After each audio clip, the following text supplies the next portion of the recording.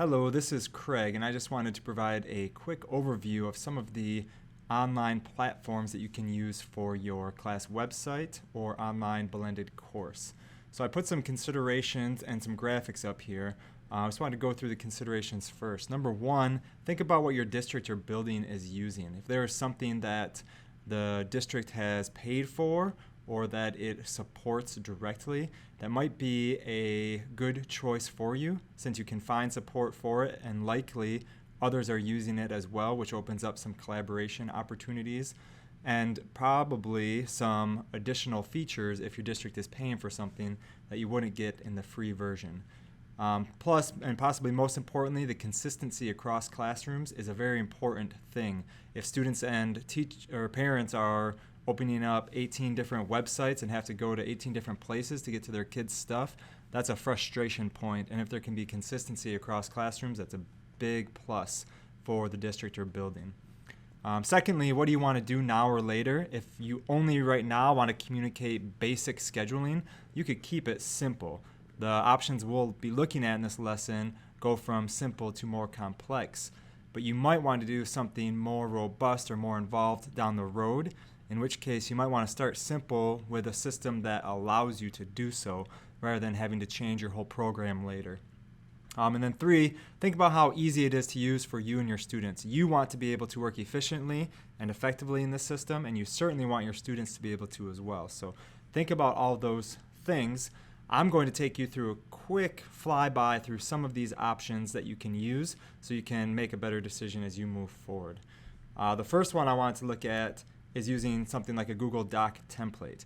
You'll see here this is one created by Nate Langle, a facilitator at Kent Innovation High in Grand Rapids, and he just sets up a chemistry agenda and in each of these days tells you what's happening and provides links to what students might need. In addition, there's ways to connect to different places that may be of interest, and a little parent connection as well as links to the past.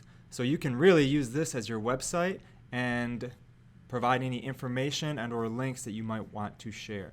So I include instructions for how to make a copy of that. In our course, you'll find a link to this if you wanted to adopt it yourself. Weebly is also another option, a great option. It's easy to edit in, doesn't have as much customization. It does have a blog feature, which I find is nice. You can post blogs and have students respond to it. Most people find that it's an easy tool to work in, and certainly it can be good for communication and doing things like listing your agenda for the week. Getting into more complex stuff like Moodle and or Schoology, these are learning management systems in which you can host your documents and really set up a sequence of learning and determine whether or not you want students to access it at different times to make progress from lesson to lesson, as well as have quizzes, grade books, interactive activities that they can do. A lot more options, but also a lot more complexity for you and potentially your students.